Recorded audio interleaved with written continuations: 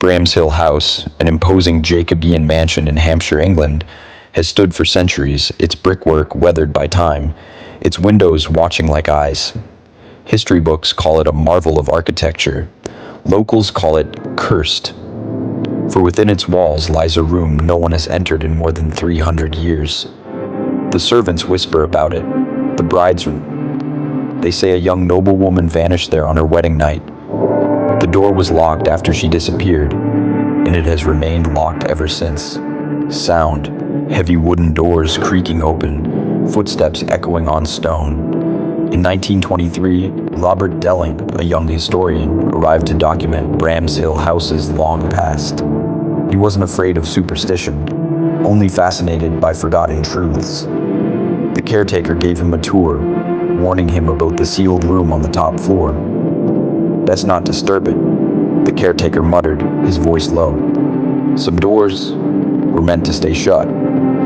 Robert smiled politely, thinking it was just another bit of local color to spice up the history.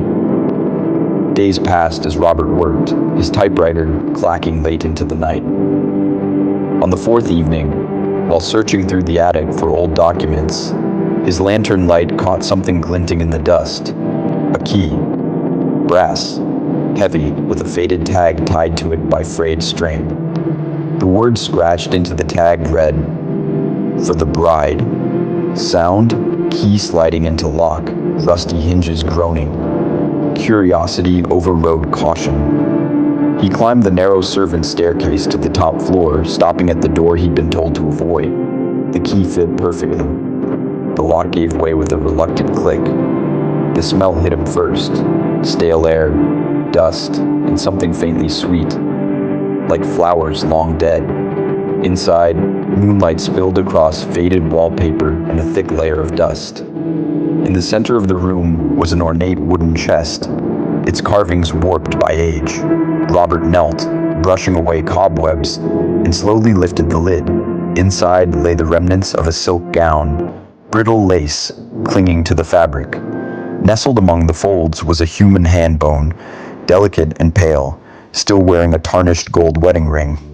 Sound, door slamming shut, metal turning in lock on its own. Robert jumped.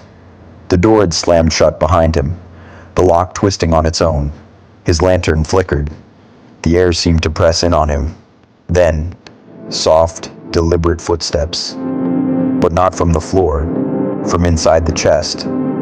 He turned to the mirror on the far wall, its silvered surface warped like rippling water. At first, he thought he saw his own reflection, but standing behind him was a figure, a woman in a tattered bridal gown. Her veil yellowed with age, her skin pale as frost. Her eyes were empty black hollows. She moved closer in the reflection, though he couldn't hear her steps.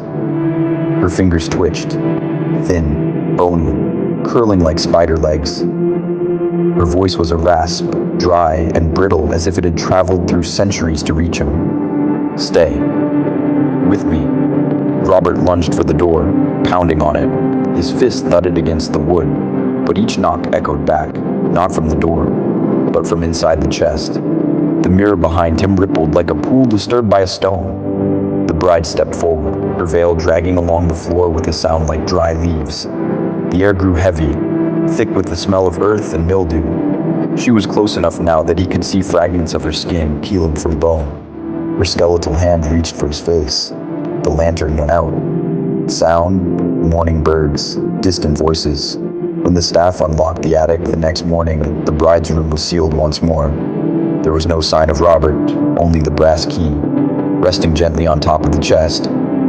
Some claim they still hear two sets of footsteps pacing inside the locked room. One slow and dragging, the other frantic, as if forever searching for a way out. And if you ever find yourself inside Bramshill House, remember, some doors are locked for a reason.